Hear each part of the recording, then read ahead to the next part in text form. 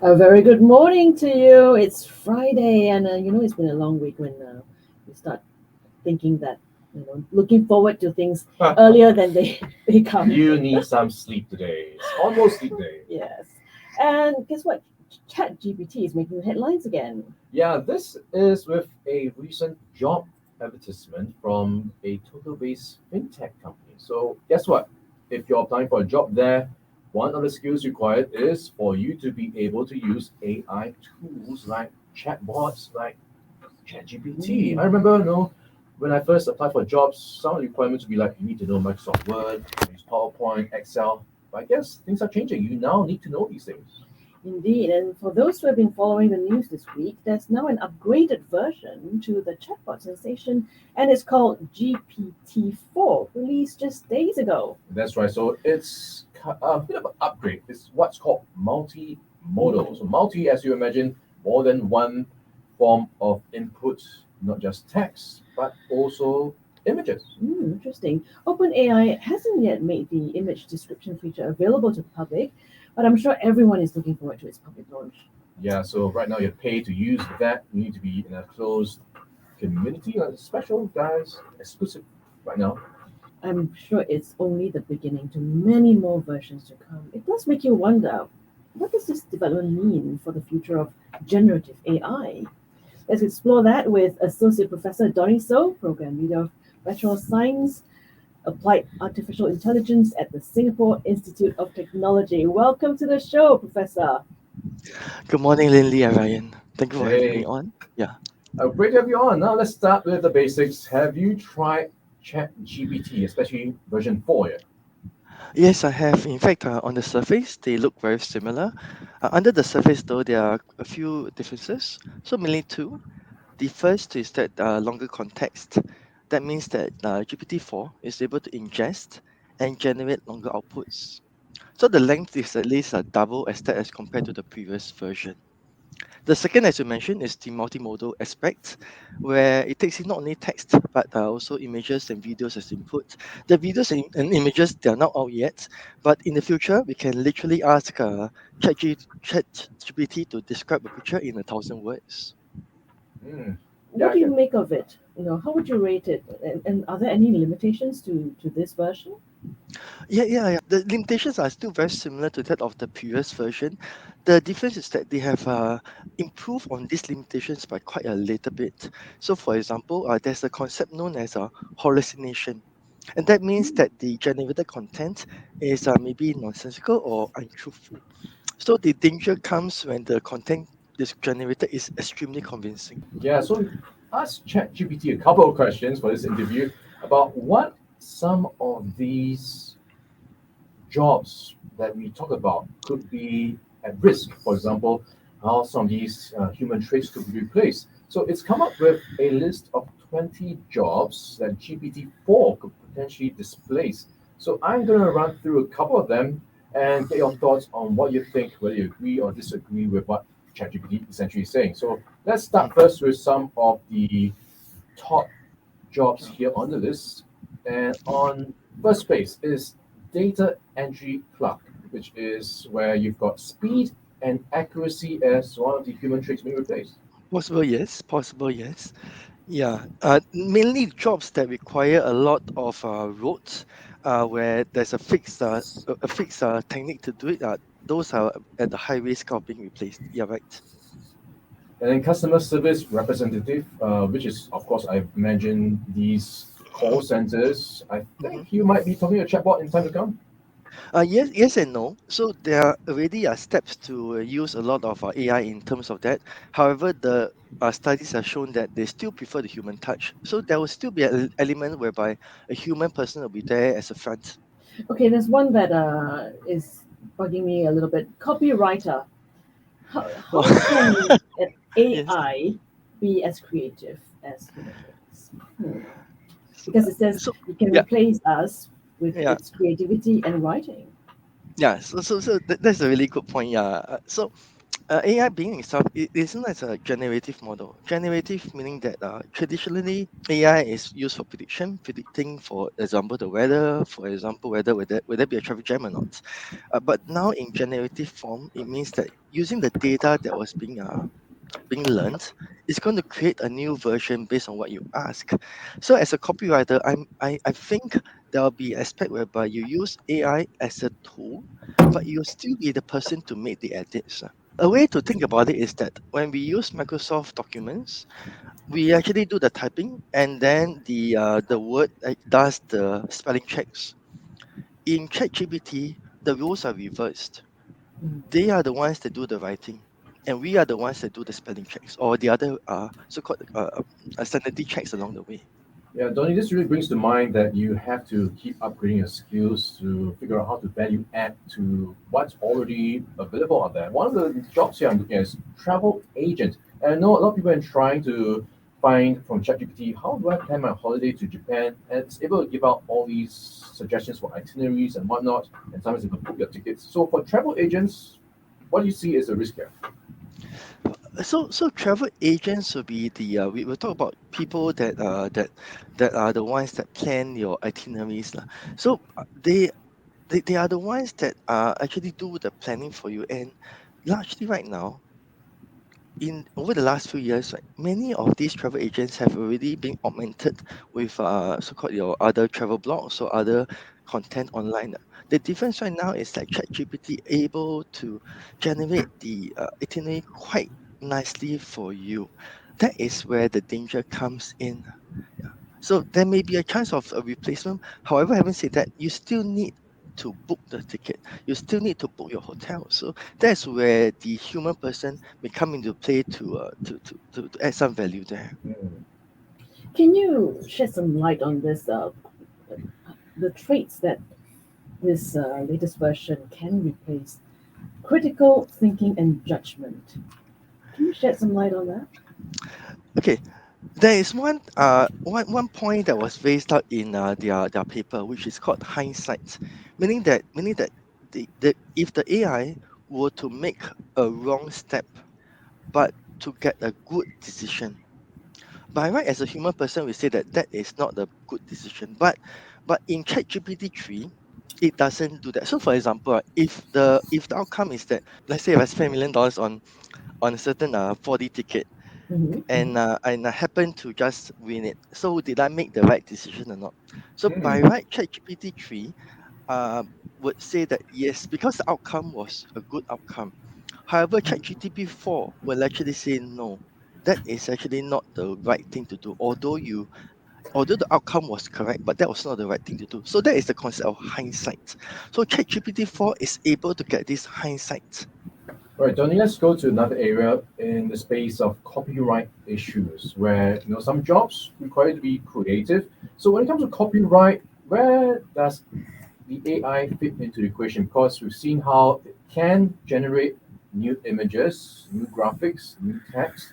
So in that sense, does the AI, in a sense, own the copyright? Can it be copyrighted? So that is an interesting point. It is still an ongoing discussion. So I think there was one article that came out a few months back where a lady tried to copyright his graphic novel. I think a US office, copyright office, did not allow her to copyright the individual images. However, the entire so-called magazine could be copyrighted as a whole.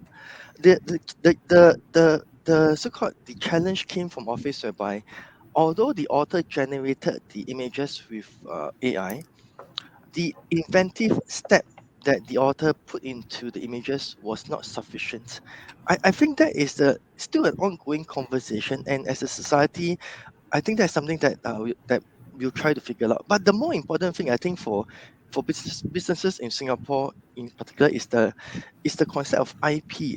Why? Because we are actually feeding in a lot of input into ChatGPT, and that is a leak that may result in leakage of information, or so-called the sensitive information. So for example, if let's say you're let's say you're a bank, and and maybe your role is to provide loans to companies lah. And then to do that, you need to write something called a credit paper. ChatGPT can easily generate out a decent credit paper for you. The Mm. concern is that you may be releasing information to ChatGPT about company information, financial health, financial spreads. So this may be a leak of sensitive company information to ChatGPT, which you would not like to be in the position of.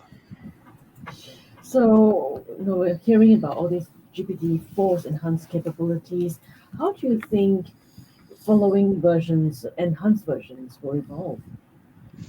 So, so we are currently already in the multimodal model, which means that we are taking images. We are able to take in images in the future, and they're also looking in videos. There's one more very big limitation, which is data stops. The data that was being trained in is stops in September 2021. I believe, which means that if you were to ask who won the World Cup last year, it won't be able to tell you the answer.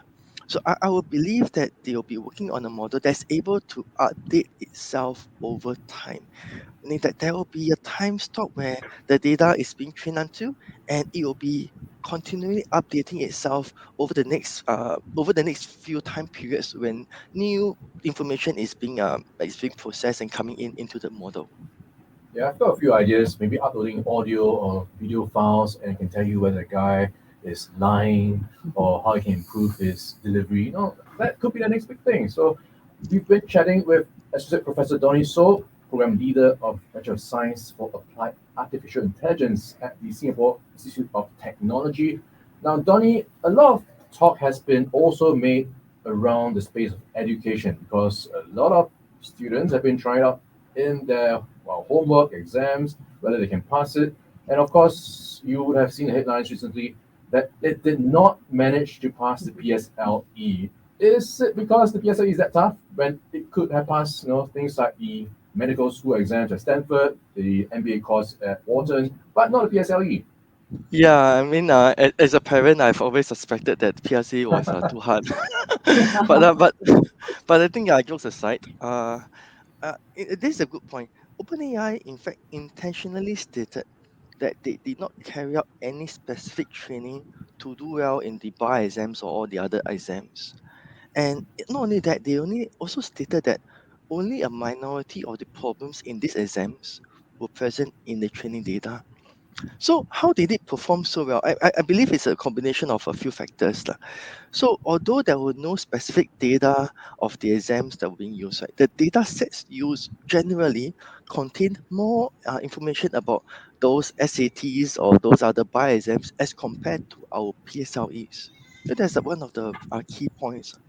On another point, the test marks, right, the tests were also benchmarks they'll be measured against. So they will know that ChatGPT will be measured against these benchmarks. Hence, I think it's reasonable that they would optimize a little bit more towards there.